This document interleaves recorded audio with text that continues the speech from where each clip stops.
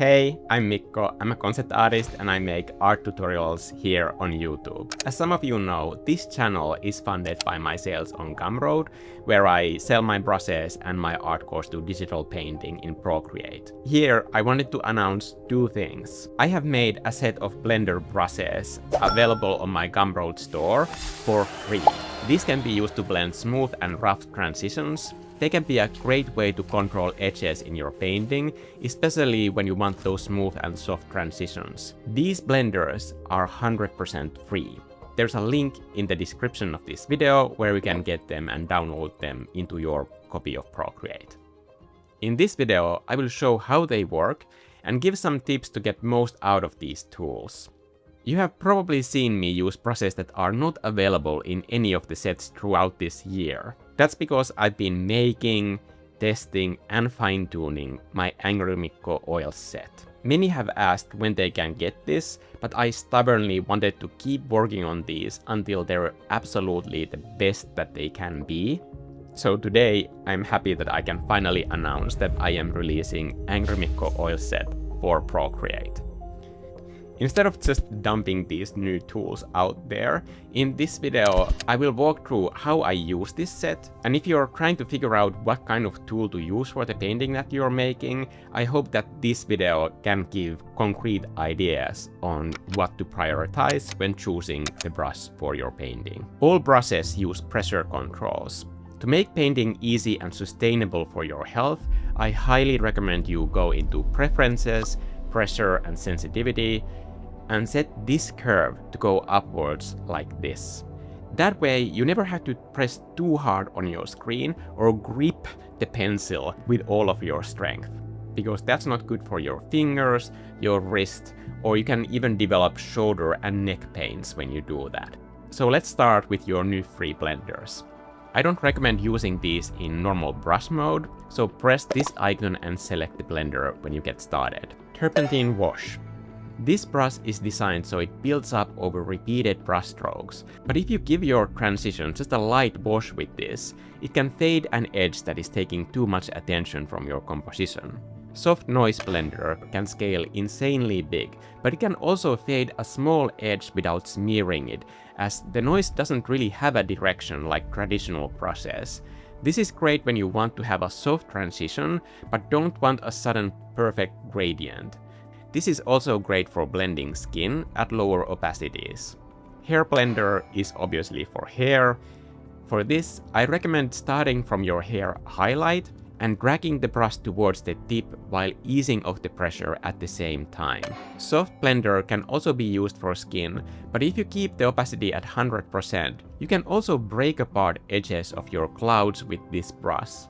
As a general rule for all these, I recommend being consistent with the direction you are dragging the paint towards. Don't drag it back and forth, especially with the hair blender. The purpose of blends is to fade these transitions, not to highlight them. There's a part you usually don't see in my painting videos. I often use this base builder brush to give my painting an interesting textured base. When you open your color menu, note that this brush is using two colors at once. This is your primary color, but here you can see the secondary color loaded onto this brush. When you blend colors or color pick them, the base color of your canvas gets baked into all of the surfaces that you are painting. This way, every time a paint stroke is color picked, the base can give it that little bit of extra richness. To make this brush set easy to get into, I have grouped the brushes in order of their ease of use, except the last one. Here, in the beginning, we have the brushes that are great for any subject or when I don't know what I'm painting. These are the most flexible, so just pick one from any of these when you just want to get started or when you feel like you want to figure it out as you go. Sun Bear is the easiest brush to learn. When you press lightly, you can blend colors, but you can also get that full coverage if you press a little harder. Wood Board is a dry brush, and it varies in scale more depending on how hard you press the stylus. Coal Mountains and Perfect Consistency are also what I would like to call easy brushes to learn. If you're new to painting a whole painting with just one brush, you can't go wrong with either of these. Coal Mountains is great for idea generation, as you can do foliage, architecture, or even soft clouds with the same tool. You can still get those hard edges, but it's also good for blending. Perfect consistency is ideal for paintings that require the ability to go into small details and paint almost like you're drawing. At this point, you have probably noticed that every brush has an emoji that gives a quick glance idea of what that brush is like. When you're using deep canvas, that blending kicks in after the initial brushstroke runs out of color. So when you're blending, start from the side where your color is and drag the paint towards the blending area for clean results. As you can see from this piece, it is also a very flexible tool for multiple textures if your scene has tons of different elements. Next we have the big and bold statement brushstroke tools. Coarse canvas, broad strokes, oily grid, and fresco show the direction of the brushstroke really well. If you're trying to learn how to use brushstrokes as part of your art, then these kinds of brushes are great for forcing you to focus on what direction the brushstrokes are going towards.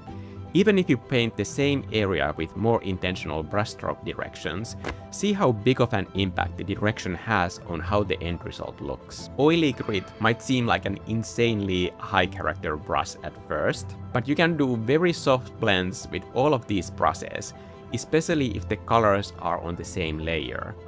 Oily grid can also go into very small lines, so don't be scared by the first impression.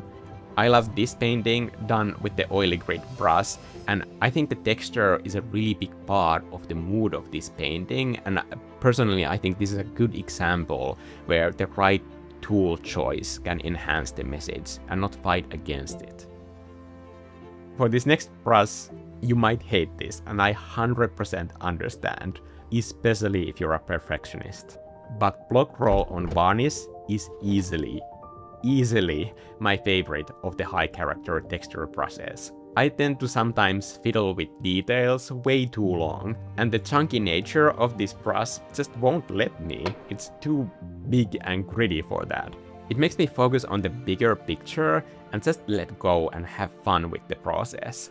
You can build a lot of optical blending by layering different colors on the same area with this brush. This is very subjective, but this is a look that I very much love.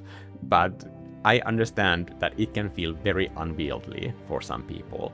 And if you're a detail-oriented artist, let's go into details.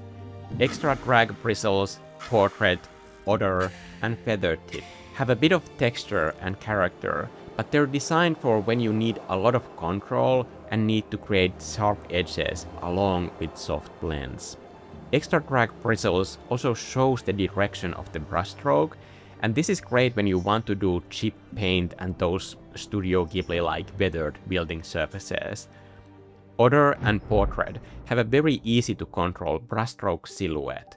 And when I'm doing my head painting practices, this is the kind of control that I need right now. I might go with more expressive brushstrokes once I have more technical skills in this area. Feather tip has a bit of stabilization to it, making it easy to use for hair. Now we are moving to more hard to learn brushes. With this, you really want to consider if the look of the painting you're aiming to create is aligning with the tool that you are choosing. After all, these are just tools. You are the artist. And I wanted to make this video so selecting the right brush would be easy and make the process easier and not make the tool work against your goals with the artwork that you are creating. Flat wet has a lot of color drag in the brush strokes. The edges are also frayed, so this is best for paintings that you want to look spontaneous and fast. Oil stick has an easy to control shape, but a whole lot of texture. This is also one of those brushes that if you're new to using one brush for the whole painting, this is a good starting point as the consistent texture will really pay off in the end. But if you're using something like oil stick, I wouldn't pair that kind of gritty texture with something super smooth, as it can easily look very disjointed and can be hard to explain in the context of your painting. Palette knives will start flat, but they will rotate along the direction of your brushstroke. if you want them to rotate along with Apple Pencil Pro barrel roll, you can go into shape and change input style to barrel roll here. Personally, I prefer predictability more. That's why I set it here, because these are all brushes that I use and I wanted to share them in a way that I paint my paintings. Palette knives are probably the hardest process to learn here. You really need to know the end point of your brushstroke when using these, but the end result can be very dynamic. Just be prepared for that skill to take a while to learn. I have to admit that I did a lot of retakes with some of these brushstrokes in this sketch, but I think the end result is fitting for that speedy look. Finally, we have collage oil. This is not the hardest brush. This is honestly a really easy brush to use. This is just the last brush that I created to complete this set. It is super easy, the texture is subtle, and I was so happy with this painting that no matter how much I thought about it, I just had to say, it's done. Almost all of these brushes took days or weeks to make, but this one was just like a hug to use. Like, it just worked immediately and I didn't need to tweak it further. As a painting brush, the profile, the silhouette of the brushstroke is very predictable and easy to use. It might be a little bit on the chunky side, but I like chunky. You're of course free to use these tools however you like, but don't burden yourself and your creative process by trying to use them all in the same painting. Start with one that fits your way of painting and don't feel pressure to change tools every few minutes. A good tool, in my opinion, is one that you don't have to think about when you're using it. A brush doesn't make the painting for you, but it can make the process more fun, textured, sculptural, chaotic, messy, controlled, sophisticated, or basically whatever you and your creativity decide to do together when you start a new painting. So I hope you enjoy these free blenders. They're really handy for all kinds of paintings, not just ones that are using these oil painting process. And if you decide to get angrymikko oil's brush set, I want to thank you, not just on behalf of myself, but on behalf of everybody else who is learning art through these tutorials on this channel. I'm Mikko and I see you in the next video. Please go and paint something.